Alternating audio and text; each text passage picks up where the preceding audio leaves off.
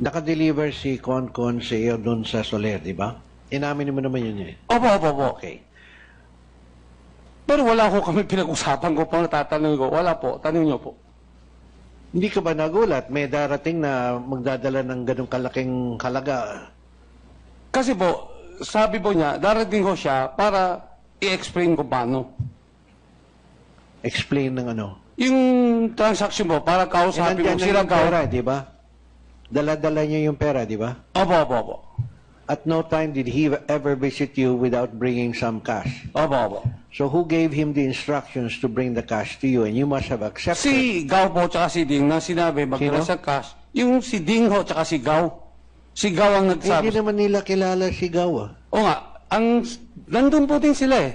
Nung numating ho sila. Hindi. Ano po? Ang question ko is, who told Miss Digito to tell Concon to bring the money to you at Soler? Eh, nakaantay ka doon sa Soler. So, ini-expect mo na may magdi-deliver ng pera doon sa Soler. Sa inyo, di ba? 100. Si Maya po. 80 plus 80 plus 20 plus yung may di-deliver pa po. Actually, 200 hinihingi. Okay. So, sabi ho ni Maya, darating ho siya ng Soler po. Siya mismo? Opo. Okay. Yung pagdating ni Concon, sinabi rin ni Maya sa iyo, darating si Concon sa Soler. Hindi po. Nakita ko lang ho siya doon. Tanong niyo sa kanya. Concon, Mr. Bautista, who made the arrangements for you to make the drop at Soler?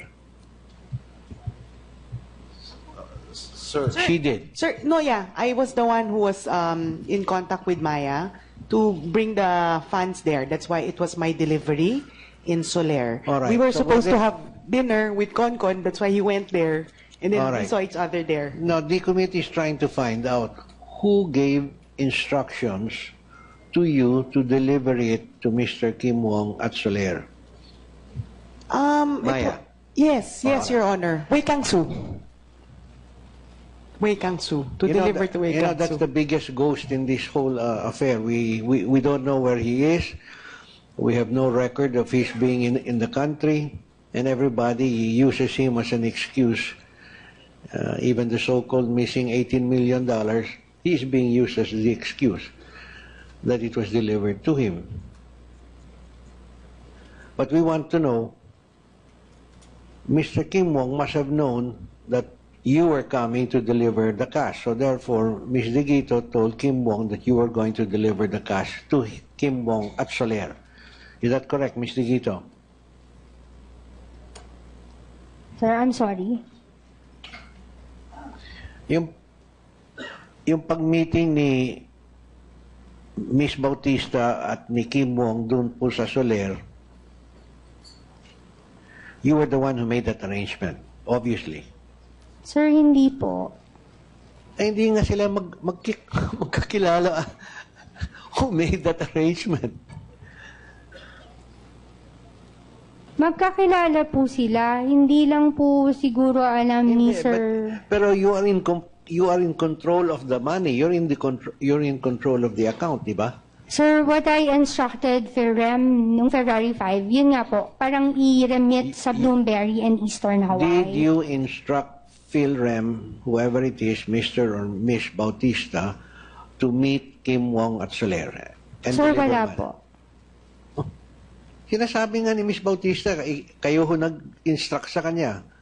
Eh, ba't niyang gagawin yun pag walang instructions galing sa iyo? Sir, hindi ko po alam, pero wala po kasi akong instruction na gano'n. Well, that stretches the imagination, no? Ikaw mismo nag-admit na ikaw nag-direct ng funds papunta dun sa account ni William Go. You admitted now that you asked Mr. Kim Wong or Kim Wong asked you for the name of a remittance company, ikaw nag-identify ng PhilRem. Tama? Tapos, yung pag-deliver ngayon ng funds ng PhilRem kay Kim Wong, you don't know anything about it.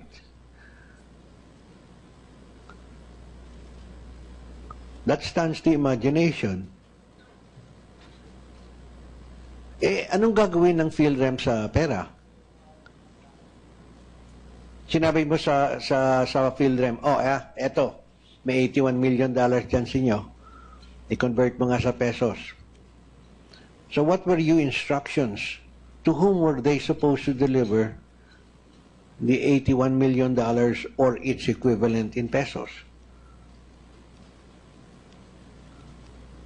Sir, yun lang po kasi talaga yung instruction ko. Yung Anong yung instruction mo? yung sa Anong gagawin Bloomberg, sa pera? yung sa ang instruction po na gagawin sa pera is just to convert everything to peso. And I was expecting that peso to come back to the branch. Kasi yun po yung napag-usapan talaga. And then, after it is converted into Ang pesos, instruction lang po talaga na alam kong lalabas from the branch out of the $81 million are those of the Bloomberry and Eastern Hawaii. And everything else, ang instruction na was just to convert everything to peso. And I was just waiting for that peso to come alright, back to so my branch. ito yung pera na pinadala sa Bloomberry telegraphic transfer. Yes, Your Honor. Telegraphic transfer but not from your branch. Diba? Hindi po. From the bank branch of PhilRem, dun po sa, where's that? Unimark. Yes, Your Honor. Alright. So, sumunod naman ang PhilRem dun. At tapos, also about 1 billion pesos by telegraphic transfer to the account of Mr. Kim Wong under the name Eastern Hawaii. Correct? Yes, Your Honor. Alright. So, may balance pa. May $18 million, may 400 million pesos. Anong instructions mo doon? Anong gagawin sa $18 million? Yung first transaction po was 14.2 or 14.7 million dollars lang po. Yun lang po yung na-transact ng February 5. Tapos po ng February 9, yun lang po, pinatransfer lang siya lahat kay PhilRem and I was just waiting for the peso value. Miss Digito, I'm just asking you, what were your first instructions you carried out? Telegraphic transfer to Bloomberry, di ba? Opo. Sinunod naman ng PhilRem, di ba? Opo. Okay. Second instruction to Eastern Hawaii, about 1 billion pesos, di ba?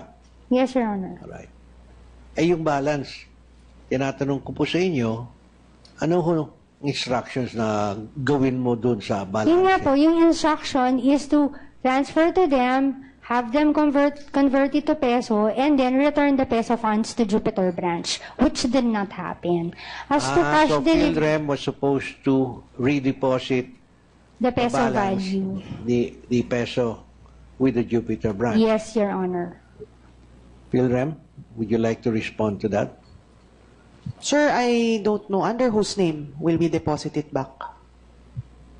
Under whose name, Mr. Gito?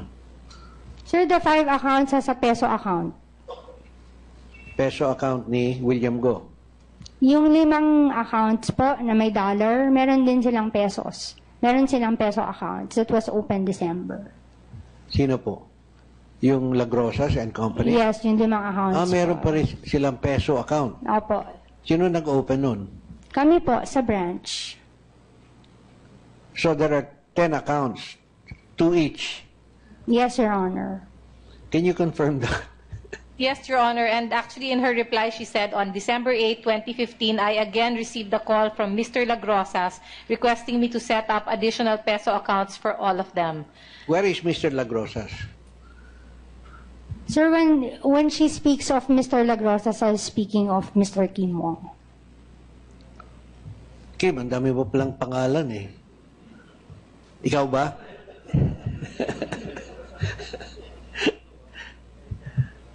Yung peso account po, dahil nung sigaw, may utang ko sa akin. So, nag-usap po kami ni Maya, December 8 po, sa Sule po, nabuksan yung peso account, kaharap po siya. Sino sigaw? Hindi. Ako lang. So, alam po ninyo na nagbukas ng peso account rin si Miss Digito. Pinapunta ko po si Maya, December 8, 2015 sa Sule po. Sigaw ako, siya, tsaka meron pa siya isang kasama, medyo malayo po, na meron na siyang peso ibabayad na sa akin. So sabi ni Gaw, ibuksan siya ng peso. Kaya nabukas ko yung peso po. Alam ba ni Gao na meron siya mga account dito in the name of... Opo, siya po ang tatlo kami nag-usap. Sabi ako ni Gaw eh. paano po pwede pakatiwala ng peso? Baka inakaw niya yan. Sabi ko, hindi naman siguro. Kasi 450 million ang utang niya sa akin. So, Ms. Digito, you confirmed that Mr. Kim Wong also instructed you to open peso account. Opo, yun din naman po yung sabi niya, as per instruction ng Chinese na yun, isa-set up siya ng peso accounts. Yung mga 5 binigay din sa akin nung una. All right. Now, was this a savings account? Yes, sir. Alright. Savings account. So, who held the passbooks? I delivered it to Soler nung December din po. You delivered it to Mr. Kim Wong? Opo, binigay ko. Nandun po yung, hindi ko po kasi yung mga kilala yung mga Chinese. Just answer our question. Did you deliver the passbooks to Mr. Kim Wong? Yes, sir. And he gave it to the Chinese, yung kasama niya po. All right.